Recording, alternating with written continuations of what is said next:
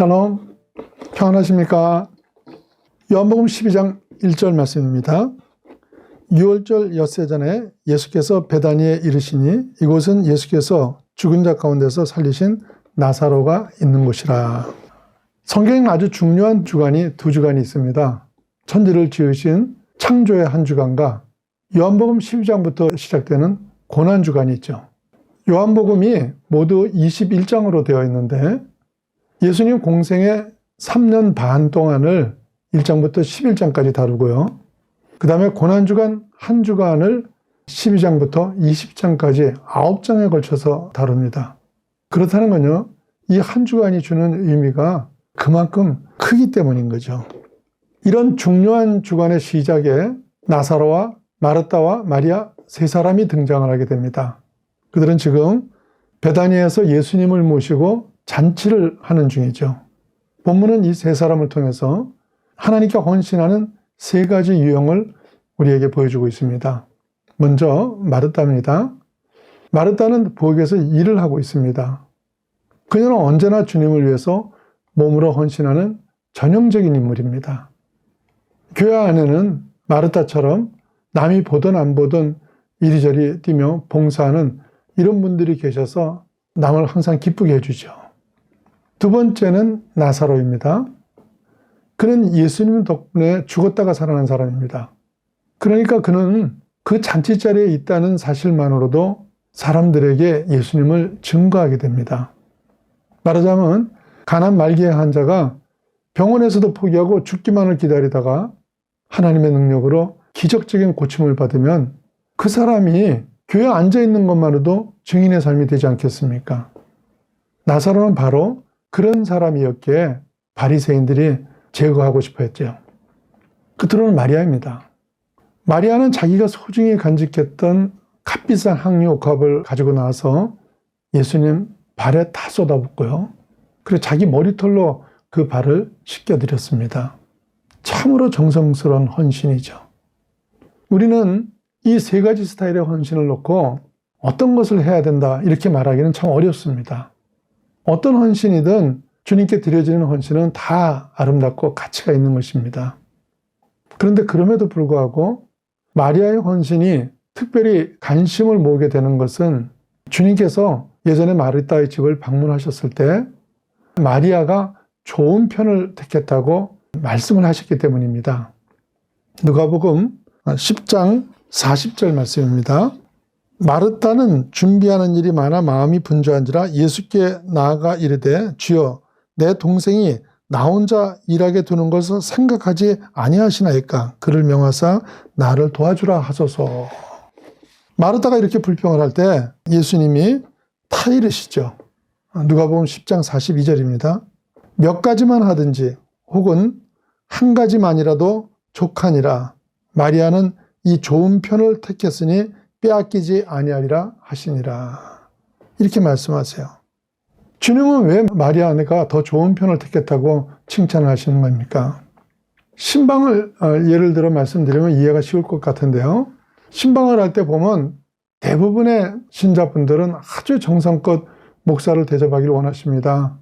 그래서 어떤 분은 음식을 맛있게 대접하기 위해서 예배를 잘 드릴 수 있도록 모든 준비를 다 해놓고는요.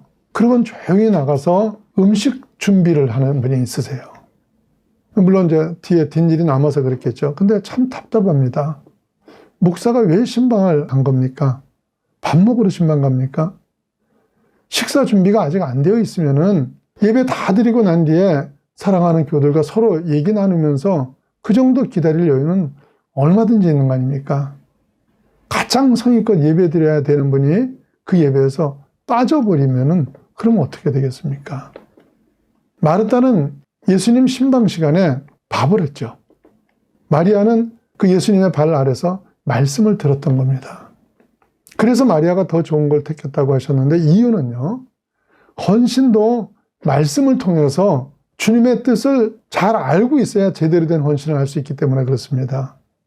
마리아는 말씀의 귀를 기울였기 때문에 예수님의 계획을 잘 알았고요. 그래서 가장 칭찬받는 헌신을 할 수 있었는데 예수님이 이 땅에서 하신 말씀 가운데 기념하라는 일이 딱 두 번 있으십니다. 하나는 성찬이고 다른 하나는 마리아의 헌신을 기념하라고 하셨습니다. 마태복음 26장 13절 말씀입니다. 내가 진실로 너에게 이르노니 온 천하에 어디서든지 이 복음이 전파되는 곳에서는 이 여자가 행한 일도 말하여 그를 기억하리라 하시니라. 왜 이런 말씀을 하셨냐면요. 마리아는 예수님께서 십자가에 못 박혀 죽으실 것에 대해서 그 계획을 알고서 향유를 부은 것이죠. 마태복음에 그렇게 적혀 있습니다. 마태복음 26장 12절입니다. 이 여자가 내 몸에 이 향유를 부은 것은 내 장례를 위하여 함이니라. 그래서 장례식을 위해서 마리아가 향유를 주님 발에 부었다는 얘기예요. 예수님은 며칠 후에 십자가를 지셔야 되는데요. 그 일에 대해서 예수님이 자기 심정에 대해서 이런 고백을 하십니다. 요한복음 12장 27절 말씀입니다. 지금 내 마음이 괴로우니 무슨 말을 하리요? 아버지여, 나를 구원하여 이때를 면하게 하여 주옵소서. 그러나 내가 이를 위하여 이때에 왔나이다. 주님의 마음이 고통스러우셨습니다. 마리아는 예수님의 그런 심정을 알고 있었던 겁니다. 그래서 몸은 잔치자리에 와 계시지만 마음으로는 십자가 도상에 계시는 예수님께 조금이라도 위로가 되었으면 하는 심정으로 그 귀한 헌신을 했던 것입니다. 그렇다면 마리아는 어떻게 이렇게 예수님 마음을 잘 알 수가 있었어요? 그녀는 항상 예수님 발 앞에서 말씀을 사모했기 때문입니다. 말씀을 사모한다는 말은 예수님을 깊이 사랑했다는 말이죠. 그래서 자신이 소중하게 간직하고 있던 향유 옷값을 아낌없이 깨워서 예수님 발에 부을 수 있었던 것입니다. 요한복음 12장 3절 말씀 보시면요. 마리아는 지극히 비싼 향유 곧 순전한 나드 한 근을 가져다가 예수의 발에 붓고 자기 머리털로 그의 발을 닦으니 향유 냄새가 집에 가득하더라. 나드는 아주 희귀한 식물에서 추출하는 귀한 향유죠. 이건 가룟 유다의 계산대로라면 300데나리온, 곧 노동자가 1년 동안 번 돈을 다 모은 금액에 해당하는 것입니다. 마리아는 그것을 예수님께 단번에 부어드렸는데 왜 그랬습니까? 사랑이 있기 때문이죠. 사랑은 값을 묻지 않습니다. 계산하지 않습니다. 사랑은 최고의 것을 주고 싶어 합니다. 그러고도 항상 더 주지 못해서 미안하고 더 잘해주지 못해서 미안한 겁니다. 우리는 어떻습니까? 예수님이 나를 어떻게 사랑하셨습니까? 사랑을 해도 적당히 사랑한 게 아니라 자기의 모든 것을 다 주시면서 사랑하셨습니다. 나 때문에 하늘 보좌의 영광도 내놓으셨고 자신의 생명도 아끼지 아니하시고 다 주신 분입니다. 예수님의 그 사랑 앞에 나는 지금 어떤 반응을 하고 있습니까?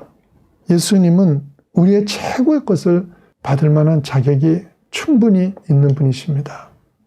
그분 자신이 우리를 위해서 최고의 것, 완전한 것을 다 주셨습니다. 진정 주님을 사랑하십니까? 여러분 모두 여러분의 최선을 예수님께 드리기를 축원합니다.